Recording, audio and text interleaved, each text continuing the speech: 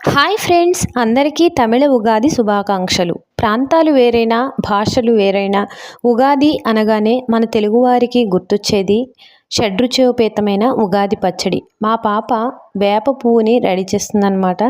షడ్రుచోపేతమైన ఉగాది పచ్చడి చేయడానికి కావలసిన ఇంగ్రీడియంట్స్ అన్నీ పక్కన పెట్టేసుకున్నాము. ఇప్పుడు ఉగాది పచ్చడిని చేసేసుకుందాం. ఒక రోలు తీసుకుని దాంట్లో మిరియాలు ఉప్పు వేసుకొని మెత్తని పొడిగా చేసుకోవాలి. దీంట్లో 2 రుచులు యాడ్ అయ్యాయి. ఒకటి కారము, ఒకటి ఉప్పు. దీన్ని ఒక గిన్నెలోనికి తీసేసుకోండి.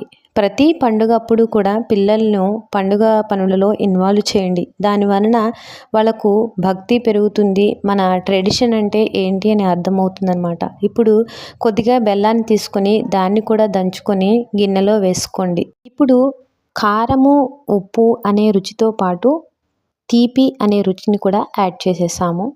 మరొక పక్కన లేత మామిడికాయలు ఉంటాయి కదా, వాటిలో వగరు ఉంటుంది. ఆ వగరు కోసం లేత మామిడికాయని తీసుకొని చిన్న ముక్కలుగా కట్ చేసుకొని ఆ వగరు అనే రుచిని యాడ్ చేసుకోవాలి. ఆ తరువాత వేప పువ్వులోని చేదు కోసం వేప పువ్వుని యాడ్ చేసుకోవాలి. ముందుగా కొద్దిగా చింతపండుని, కొత్తగా వచ్చిన చింతపండుని తీసుకోవాలి.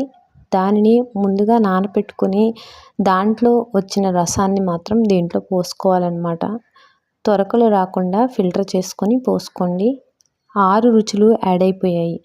తీపి, కారం, ఉప్పు, పులుపు, వగరు, చేదు, షడ్రుచోపేతమైన ఉగాది పచ్చడి రెడీ అయిపోయింది. ఇలాగా మొత్తం కలిసే విధంగా ఒకసారి కలుపుకొని దేవునికి నైవేద్యంగా పెట్టుకోవటానికి ఒక గిన్నెలోనికి పోసుకొని దేవుని ముందు మనకు తోచిన విధమైన అలంకరణ చేసుకొని ఈ నైవేద్యాన్ని పెట్టుకొని అందరూ కూడా ఉగాది పచ్చడిని స్వీకరించండి. చాలా బాగుంటుందన్నమాట.